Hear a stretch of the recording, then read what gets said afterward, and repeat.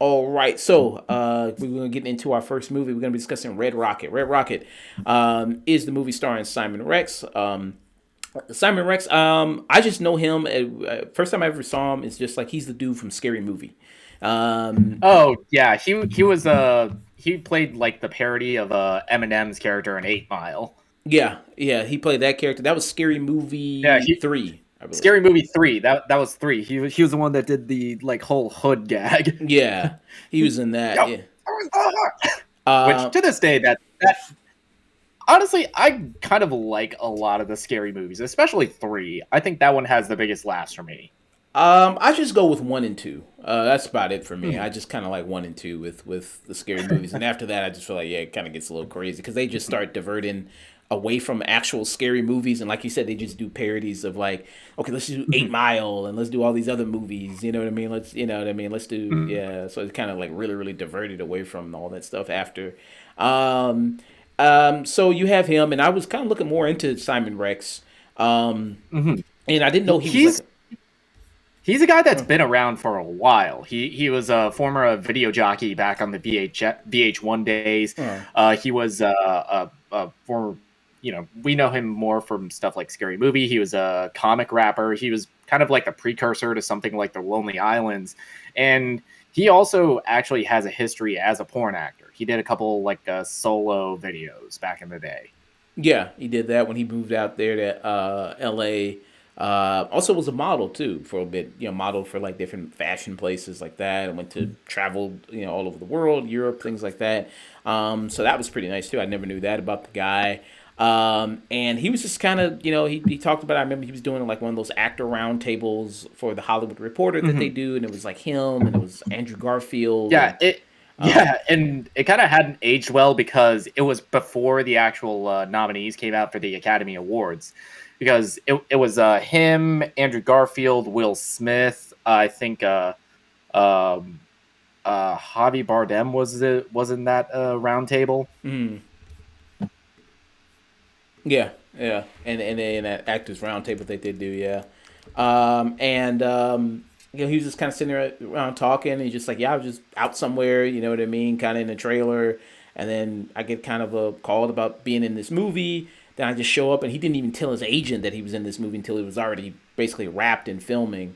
That he just was like, yeah, I just did this movie and everything like that, which was pretty nice. And yeah, like I said, he does have a history in porn himself, which kind of leads into this role where he plays a kind of washed up porn actor coming back home to Texas City, and he kind of weasels his Yeah, way. yep, Texas City, which shockingly real place. I legitimately did not know that. Oh, you didn't know? Oh, you didn't know that was a real place at Oh, Texas City? Oh, okay. Yeah, yeah, yeah. Texas City there weasels his way back into his kind of old family. Goes to meet his current yeah, wife.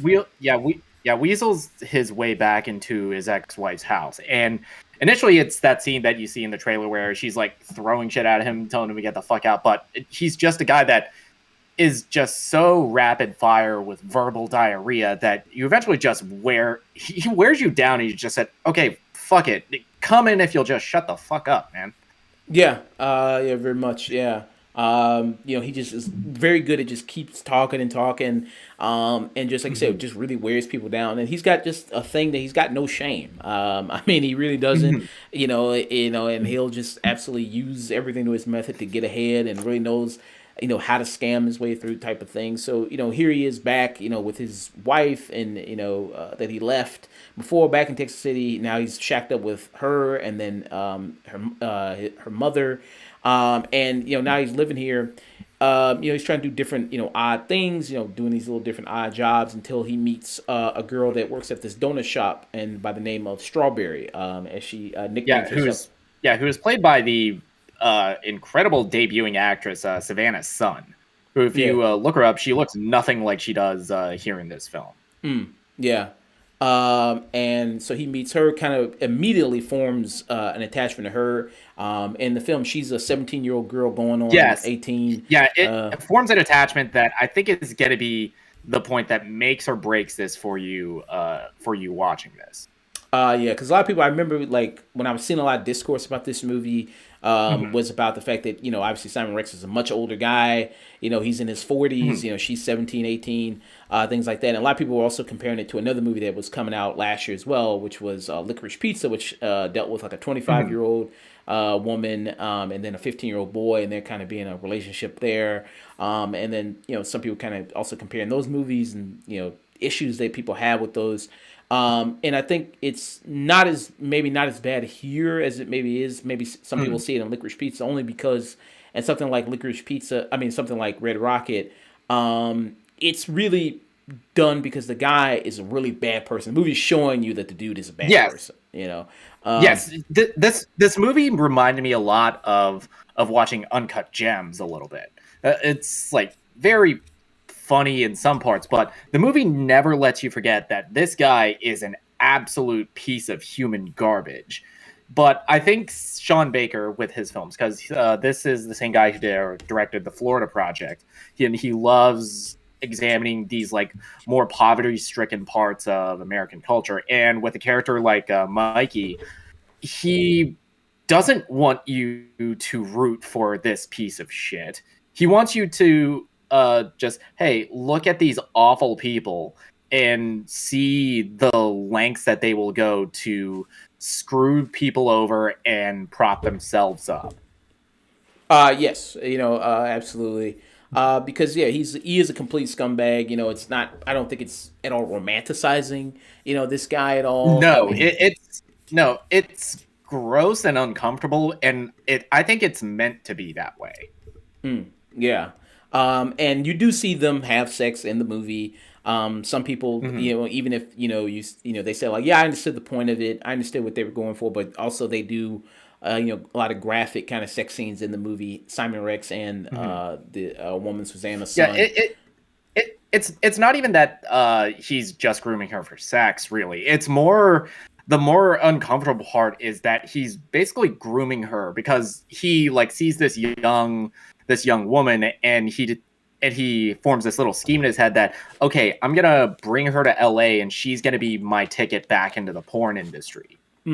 Yeah. And he spends the entire movie basically grooming her to be a grooming her to want to do porn, which I felt very uncomfortable watching, but I in a way that I still could not look away. It was like watching a like a 22 car pileup. Yeah. Yeah, very much so. Yeah, because I mean that's kind of the whole kind of situation going on. You're watching this dude, like I said, groom this young woman, and I think you're really feeling very very uncomfortable about it. And the Florida Project also had a lot of that uncomfortableness, as well Mhm. in it, which made that film very great, and also showing like these very poverty stricken areas going on, in Florida Mhm. here, and then this is in Texas City. And it's an amazing performance by Simon Rex. I mean, I think he kind of uses that kind of humor to his benefit, comedic tone that he has to his benefit, Mhm. and is able to really weasel his kind of way into things. And you see, because even when he first meets her, forms that attachment, goes back again, and then starts telling these corny ass jokes and things like that. I mean, trying to be flirty and charming, and that's just very weird and uncomfortable and things like that. And a lot of the other people in the movie, they feel very much like real people, kind of in the situation. They don't feel like much like Hollywood actors, and they look Yeah, like that real that people. that yeah, that's a thing that excuse me, Sean Baker does really well in a lot of his movies. Besides, like maybe the like top build or like the like top three people in the cast, a lot of them are either like first time actors or non actors. Yeah. And I think when he does it, it reminds me a lot of what Chloe Zhao did with stuff like Nomadland. It adds like this new level of authenticity and humanity to this story that they're telling.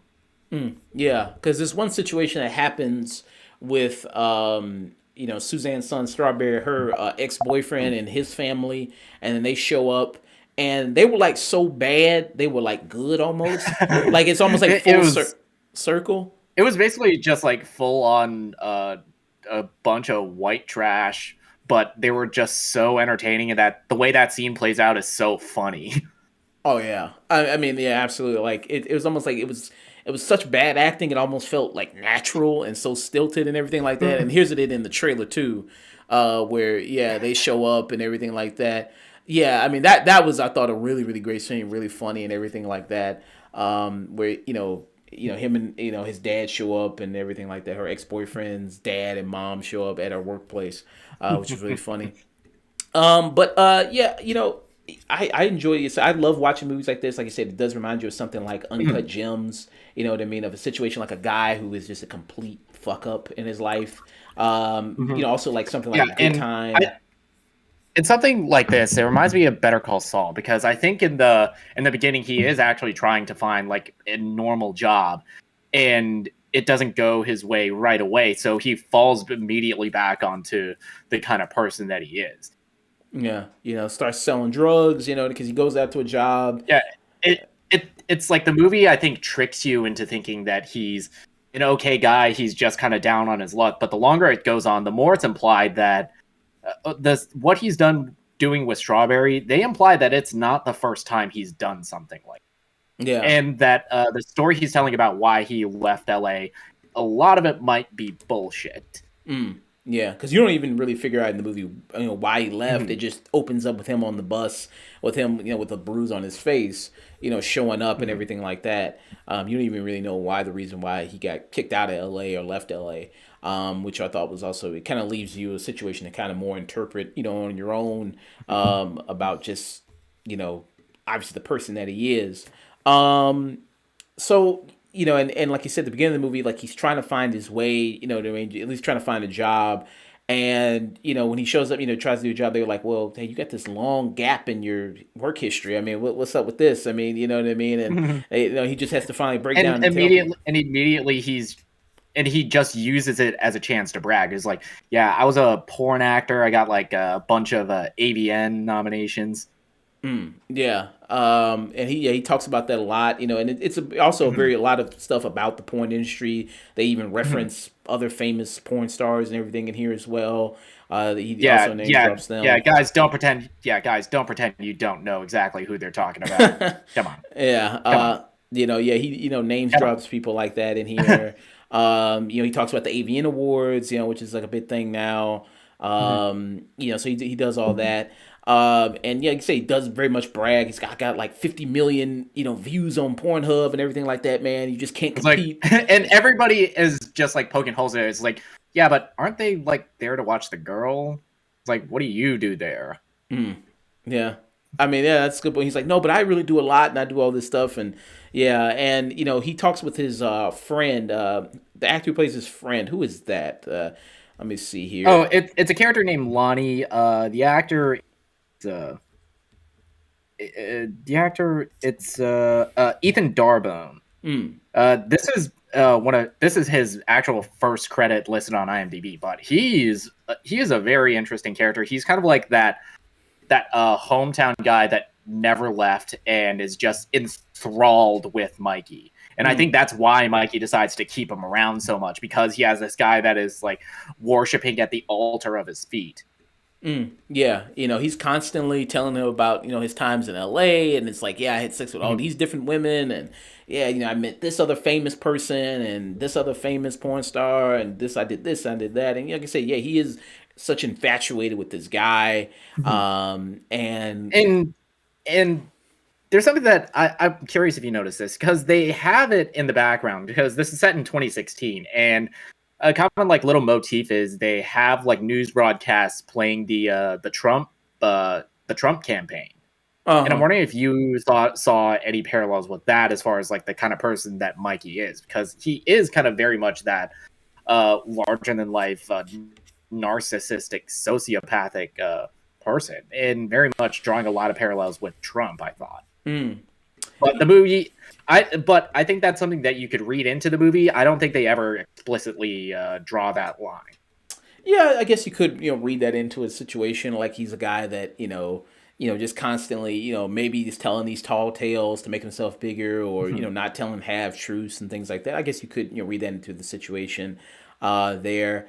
And especially them watching the news basically leads heavy also until the one of the uh, last parts of the movie. It really leads into heavy in that as well. But yeah, this character, I haven't rooted against a character to fail this hard in a while. Like honestly, to not Yeah, succeed. I I, mean, I was. I mean, not in a while, but I was rooting for the fucking kids in Texas Chainsaw Massacre to get killed. But this guy, I was waiting for him to get his ass kicked. I was waiting the entire time for. There are circumstances in which police are called, and I was just waiting for them to knock on his door, mm. and it doesn't happen. Yeah. Yeah. I mean, I was like, please don't let this guy have a happy ending. You know what I mean? Whether he does or doesn't, I'll let you, Mhm. watch that for yourself. But I was just really rooting against this guy the whole time. And it goes to show you, like, people say, like, well, I didn't like this movie or show because the character is Mhm. unlikable. I couldn't really relate to the character. It's like, I don't, again, you don't have to have characters that's likable or relatable. Mhm. To make a good story. And I think this is a good lesson in that. Just like something Good Time, just like with Uncut Gems, just like with Atlanta, with Donald Glover's character. A lot of people talk about his character. It's like, Mhm. I know a guy like that in real life, and he's a piece of shit. Yeah, It's like, yeah, that's the yeah, point. yeah. Yeah. It's like it's crazy that Earn on Atlanta is the most unlikable Donald Glover character. Mm. Yeah. I mean, you know what I mean? It's like, yeah, that. It's like people said, like, I actually know a guy like that in real life, and he's a piece of shit. It's like, yeah, Mhm. that's the point. You know what I mean? Like, it's a guy that you would know and everything like that. And it does a great job of really following this guy, and really seeing this completely unlikable protagonist. And Simon Rex does a great job at that. Being such a just a fucking worm and piece of shit. Yeah, And he's incredible in this film. After watching this, I'm kind of shocked that he wasn't on the shortlist for the nominees at the Academy Awards. I'm kind of shocked he didn't get a nod because mm, I think this is kind of like the movie the Academy goes for a lot. yeah, yeah. I don't know why. I don't know. Maybe it's because he did Scary Movie 4 or 5 or some shit like that. I guess I don't know. Maybe they still holding that against him. I don't know. I I don't mean, they know. held Adam Sandler's career against him. Yeah, I don't know. Maybe it's because the movie with the well, I was gonna say maybe the age gap, but then they nominated Licorice Pizza, so obviously that I guess that's not I think okay. because I think because like arguably we still have those like shitty people online that say, "Hey, when a woman does it, no big deal." Mm, But you swap the genders and then break out the pitchforks and the torches. I guess. Well, also Licorice Pizza was directed by Paul Thomas Anderson too, so the Mm, critics do yeah, love yeah. him. Sean Baker, he's got a lot of street cred, but not P.T. Anderson street cred. Yeah, because even his last movie, Florida Project, didn't get nominated for Yeah, anything. Florida Project. It didn't get nominated, but I could have sworn Willem Dafoe got a best supporting actor nom. Mm, really? Maybe I have to go look at that. I could have swore. Yeah, he did. Yeah, but it says yeah, Defoe earned Best Supporting Actor nomination for for that role in Florida Project. Yeah, this is an amazing movie, Red Rocket. I see why people it was on a lot of people's best of list. If I had saw Yeah, this would have probably been on my best of list as well. Yeah, I very very much enjoyed it. I'd give it a very high tune in myself. Any negative I can really think about the movie? I I negatives. I think the movie goes on a little too long. Like I think there is a point where shit hits the fan for Mikey's character, and you could have cut it just like maybe 5 minutes shorter there. hmm, But I think for I think how the movie is paced, I didn't notice the time really go by. hmm. Yeah, because this movie's 2 hours and like 8 minutes, and yeah, I mean, you just constantly following this guy. You're just waiting for something like what's bad gonna happen, or what's gonna be like the conclusion. Just like something like when I was watching Good Time, I was just like, shit, where is this Mhm. all gonna lead? Like, what's gonna happen? Is he gonna And make it out? Is yeah, he not? watching like Good Time, watching Uncut Gems, and you know the shoe is about to drop. Yeah, It's just a matter of when. yeah, and I like that. Yeah, very strong movie. I give it a high tune in. What about you? Me, I honestly I really love movies like this. I love movies that make me feel things that I would not like. I absolutely despise the character of Mikey Saber that Simon Rex I think masterfully plays in this. But I think it's a masterclass performance. I think he's just carries so much he's so charismatic that you can't help but keep watching, even though his actions beg you not to. Yeah. And you want this guy to finally get his comeuppance so hard, and it does, and he does to an extent, and it's so satisfying when it happens. I think what I love about Sean Baker's his movies are, because you have a lot of showrunners and directors where they want to make movies about bad people, but they so often fall into the trap of, hey, this guy's fucking terrible, but let's root for him because at least he's got a code. Yeah. But I think what separates Sean Baker from them is that, no, this guy's a piece of shit. Unabashedly. Actually, he's a fucking narcissist. He's a sociopath. He's grooming a fucking like almost a minor. Yeah. Fuck this dude. Yeah. But you can't help but watch, and it's a fascinating film to watch, and something that I'm probably going to be talking about months after the end credits roll. I've definitely had to take another look at my best of list and think, shit, do I want to add this on there? I'd give this a strong tune in. I couldn't look away watching it. Yeah. Very, very strong movie. Yeah, I liked it quite a bit. All right, so moving on from discussing Red Rocket, going to discuss Coda, which is Child of Deaf Adults. Here, yes, and it actually has a double meaning. So Coda, in terms of music, it refers to like a tail. It was like the tail end of a musical note and how it's drawn. Okay. And in this film, so you have Amelia Jones, I'm sorry, who plays Ruby, who is the only person in her family who is hearing. The rest of her family is all deaf, including like her brother, her mother, and father. Her mother is played by Marley Matlin, and who Marley Matlin, by the way, fine as hell. By the way, I was like, damn, Marley Matlin. I haven't seen Marley Matlin in years. I was like, hey.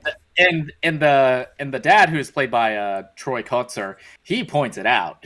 They are both hot as hell and still horny for each other. Yeah, they can't keep hands off each other. You know what I mean? Even though they've been married for all these years, which is nice.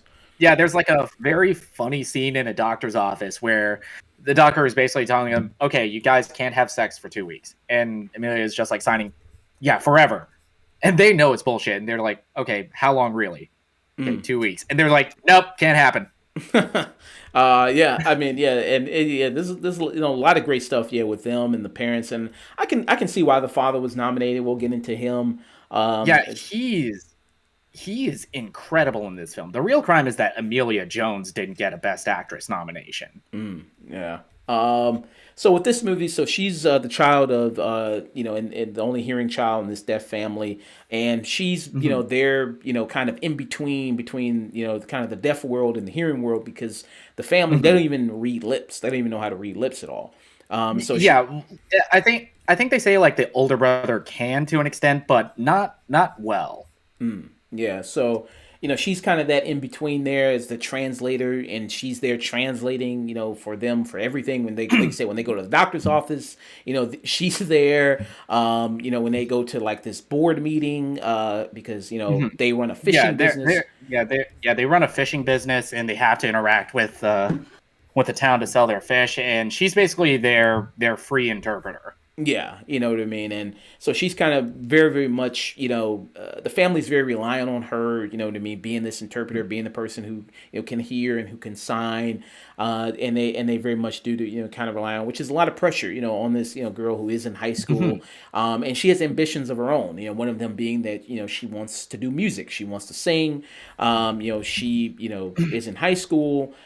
She ends up. Yeah, she joins the show choir at her school, which is coached by Eugenio Derbez, who y'all have seen before in stuff like How to Be a Latin Lover, stuff like Instructions Not Included, the Overboard remake, and most recently in the live action Dora the Explorer movie.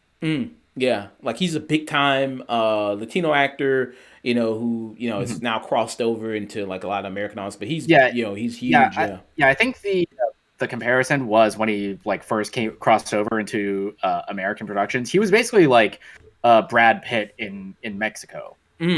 Okay, yeah. I mean, he's big time actor, and now he's kind of doing more kind of American films. So like you said, he's here as her music teacher, and her doing music. It's her passion. She's very shy and very nervous about doing it because, like she Mhm. she grew up in a deaf family. So, Yeah, so understandably, they leave enough breadcrumbs that you can imagine what her childhood was like growing up out into the real world. Because they say that when she first started going to public school, she actually like talked like a deaf person, which is understandable because when you have an entirely deaf family, when are you ever going to actually like use your voice? And I think that's what the movie is really about. It's discovering your voice when um, when you have this kind of pressure on you as a child. yeah. And she's doing this, trying to do both, where she's trying to help out Mhm. with the fishing business because with her doing their family doing the fishing business, them being deaf, trying to operate this boat. Obviously, that's a huge concern when she's not there because they Mhm. can't hear the radio, they can't hear different sirens, they can't hear all these other different things that may happen when they're on the boat. So they need to have her on there, and they're trying to with all these sanctions that are being put on their business and other fishermen there, they're trying to like, okay, we're going to go on our own, try to really fish on our own and do our own kind of thing with the business. They're really relying on her to kind of help, and she's also trying to do the music thing and really trying to practice also to apply to Berkeley, who the teacher, who's played by, like you said, Eugenio Debez. He really sees potential in her. It's like, you got a lot of talent, and I think you'll be really really good.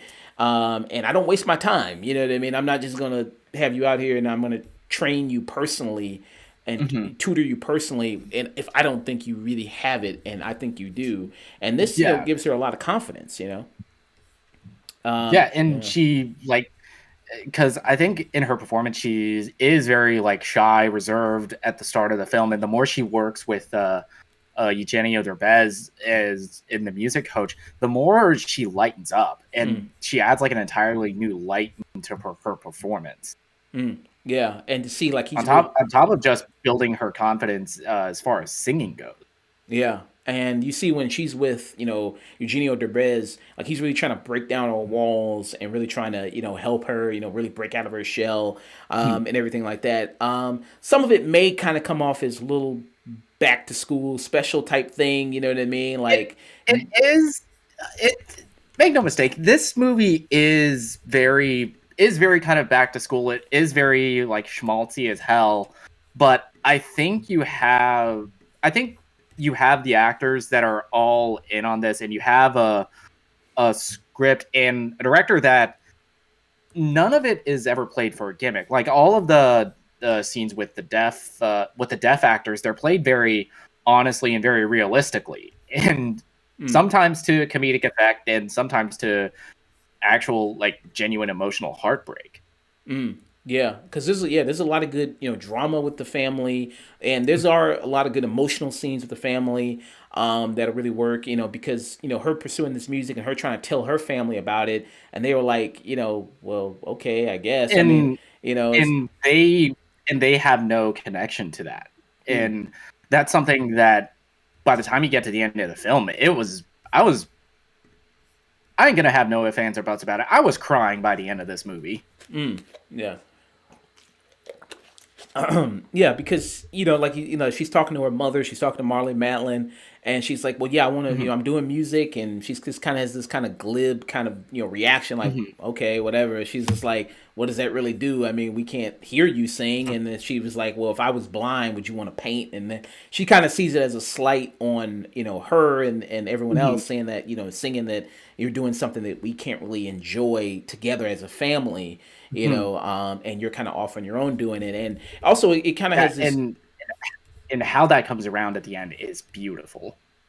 Yeah, and because she's being a person in this family, and she kind of expresses that, yeah, I mean, I'm kind of the outsider here because it feels like all three of you being deaf, you have this more intimate connection, even more than I would, you know what I mean, being someone who is hearing. And even though I can sign and understand you, it just seems like you three just feels like I'm the outsider looking in, and going out, when she's in the real world, and having to really be this protector for her family, because her family, like I said, they can't read lips really, and then obviously they can't hear anyone. So other people who talk bad about her family, she has to be the one to really step up and to really defend them, and really protect them. And I thought that was also really good. And like I said, towards the end of the movie, I mean, there's some really amazing, like I said, there's some heartwarming scenes in this movie. The scene at the end, Mhm. and also the scene where she's doing the recital was also a great moment where you see the family again. At first, because it's like they're sitting there, they're trying to be supportive, but Mhm. obviously they can't hear what's going on. But they're looking at everybody else's reaction to the singing, and then that's what kind of goes like, wow. I mean, this girl's really got, our daughter really has talent. Like, our daughter's really good at this, and I thought Yeah, that was a great and moment. and the cherry on top of that is immediately after that scene, you get the scene with her dad where he's like he sees all of these people just like love and praise his daughter for her singing, and he asks her to sing for him, and he like puts his hand on her vocal cord so he can hear feel the vibrations, which is something that I've seen a lot of deaf people do. Is like they have a scene where her dad's like listening to rap all the way blasting because he can feel the vibrations of it, Mm, and it's just this it's the scene that broke me because yeah, he sees that, oh my god, I cannot keep my daughter here. yeah. And I think everybody does a great job here. The Mhm. family, really everybody. Daniel Durant, who comes in here. He's the brother. His kind of thing is. Oh yeah, I didn't remember where I saw him from. He was in season 2 of You. He played the Victoria Pedretti character's husband in that.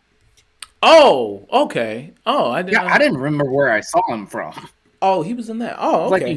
the entire time I was just like, wait, where have I seen that guy before? Oh, okay. I didn't really recognize him. I guess because he was wearing like a hat most of the time and everything like that. He's wearing that fisherman hat, and everything. Yeah, I didn't really see that. But he's in there. He plays like the brother, and he kind of feels slighted because, like I said, the family really relies on her, her, and he's just like, like, I'm here, and we shouldn't try to really fit into society. You know what I Yeah, mean? Like, and it's like, hey, I'm the older brother. I'm the one that should be like relied on. yeah. So he's kind of feeling, neglected and jealous of kind of the attention that she's getting and how I, much. I never read it as jealous. I read it more as you have this amazing opportunity and you're throwing it away to stay with us. And it was like resentment for like, hey, you have this gift, you have this talent, you cannot waste it just living on this boat, working on this boat for the rest of your life. Yeah, I mean, It is like, hey, we'll figure it out. We'll be fine. yeah, I felt that with him. Like, he was very much like, Mhm. feeling like very sorry for her, and feeling like, yeah, you should get off and you should do your own thing here.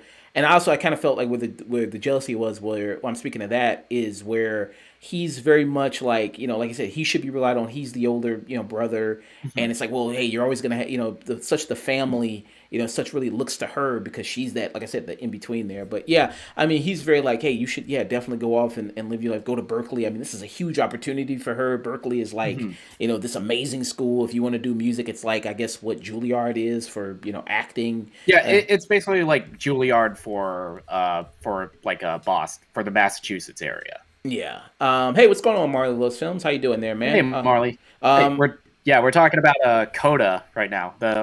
We're doing like our Oscar catch up show where we talk about like the movies that have gotten the awards buzz that we just missed during 2021. yeah. And we're talking about this film, yeah. So yeah, yeah, I very much knew it. And like I said, Amelia Jones, this movie does a really, really great job. And Yeah, it, she's incredible in this film, and I for the longest time I couldn't remember where I saw her from. She was in Lock and Key as one of the like main three kids in that. oh, okay, she was in that. Okay, oh, nice, yeah. Yeah, Um, she's incredible in this. She 100% deserved a Best Actress nomination. And I think this might be Eugenio Derbez's best English language performance because he is stellar in this. He is abrasive enough to push Ruby towards her potential, but he's also gentle enough and understanding that, hey, you have very, very tough circumstances that you're coming from. and I'll push you, but I'm not going to go over the edge. I'm not going to like throw a chair at your head when you're like off tempo.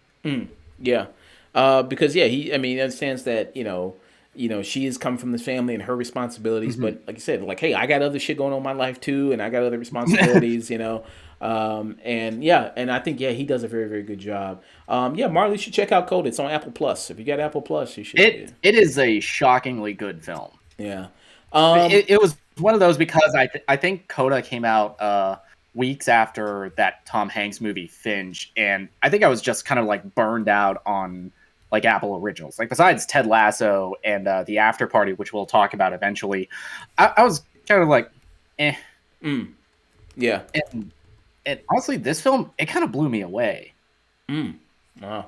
Yeah. I mean, it's. I think it's kind of cheesy, but it's good cheesy. It's not Lifetime It cheesy. It's it's actually it's it's good, honest, realistic, cheesy, and it reminded me a lot of how much I love Jon Favreau's Chef in terms of how it does have this like really at times very funny but also very human drama, and just like with that movie, I didn't feel a real antagonist in that. The conflict is all understandable. You see where everybody is coming from. There's no like real clear like obstacle. It's just about Ruby overcoming her own self doubt and realizing that her family is saying, "Yeah, this is what you're meant to do. Go for it." Yeah. Yeah, and it does, like I said, it does have those kind of elements of there, like, kind of cheesy elements of, yeah, Mhm. the family and, you had this girl, she wants to break out, in this small town and she, doesn't want to be trapped, kind of this element with her family doing this business and she's got this great talent and she wants to burst out. It does have those kind of elements there, you know what I mean? But I think it's so excels at the direction and the acting and the performance Mhm. that it really excels above maybe the basic kind of material that's there. Yeah, Um, if you can miscast one part in this film, it would have completely fallen apart. yeah, But everybody is bringing their fucking A game. yeah. And I really appreciated that in this movie. And getting actual, deaf actors come in to play the parts as well, which was also very good. Yeah, and the father, I mean, and there's, like I said, so many great scenes there, so many great scenes with the mother, great scenes with the brother too. She has like every like signature scene with with one family member in this movie. That's really Mhm. nice, and it's really emotional. Like the scene with her brother on the beach, I thought was really great. That was a really great Mhm. scene. And you mentioned the scene with her Yeah, father. Yeah. yeah, even the making up scene with her mother, I thought that was so heartfelt. Where she straight up asks her, "It's like when I was born, did you wish that I was deaf?" Yeah.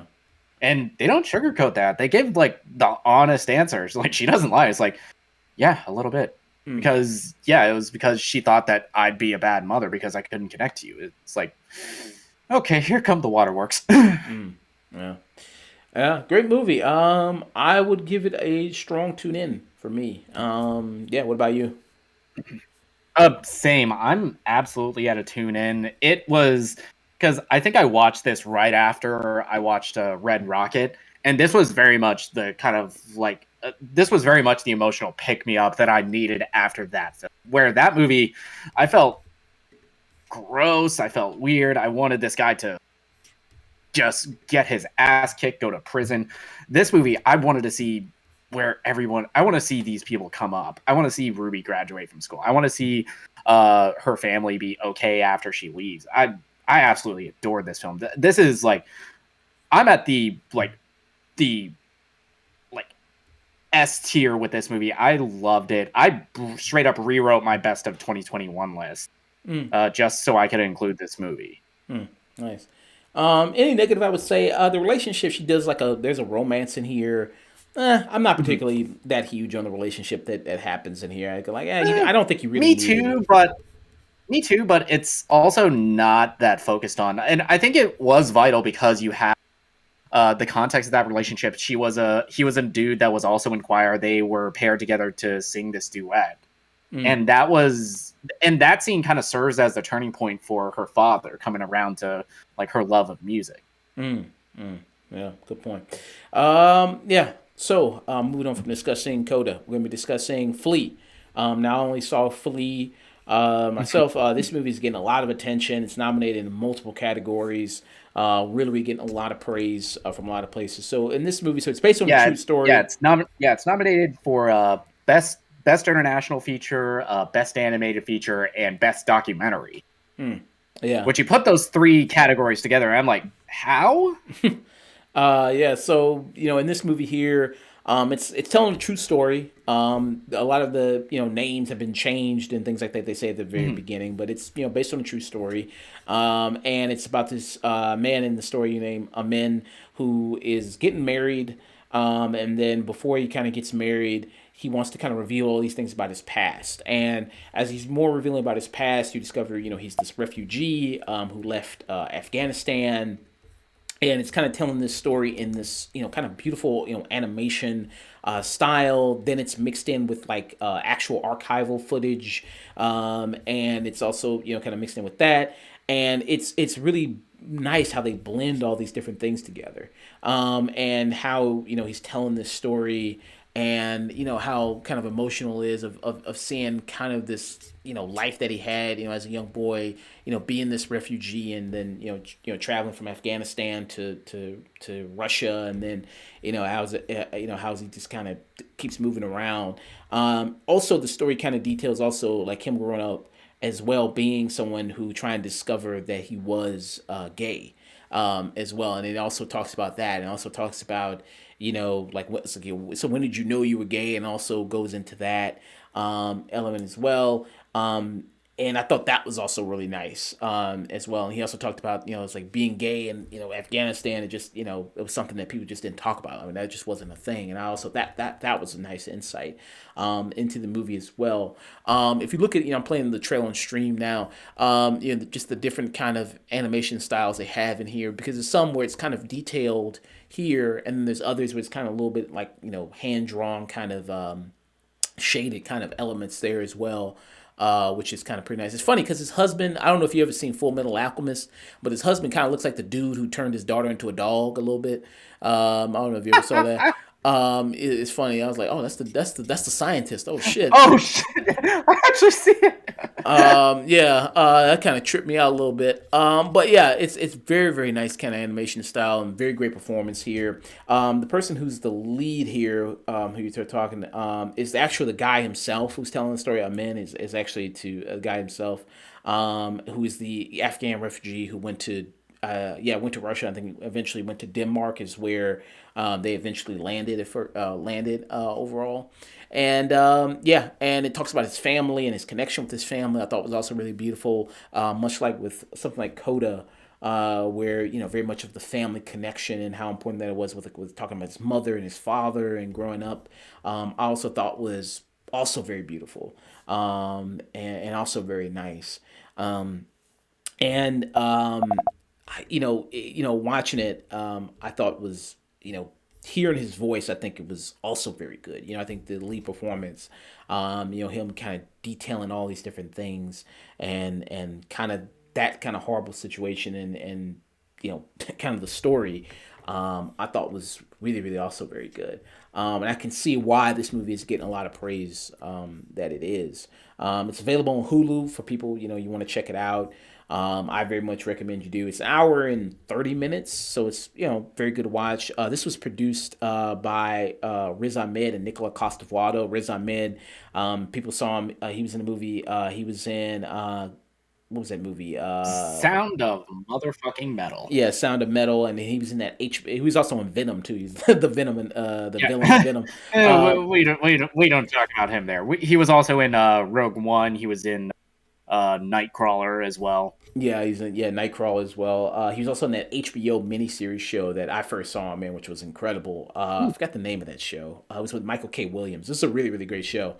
Anyway, and Nicholas Coster-Waldau, people know, of course, he's Jamie Lannister Jamie, from Game of Thrones. that's that's Jamie fucking Lannister. Yeah, The Night of, that was the name of the show. The Night of. The Night was that HBO Okay. miniseries show. Really great show, by the way. And they serve kind of executive producers here, who helped get it made. Yeah, I absolutely really really loved it, as well. and I, you know, really enjoyed hearing about this story. And kind of how this, maybe similar to a lot of other refugee stories that you hear about, as well. Yeah, I'm very, very much impressed with the movie. And I would give it high tune in myself.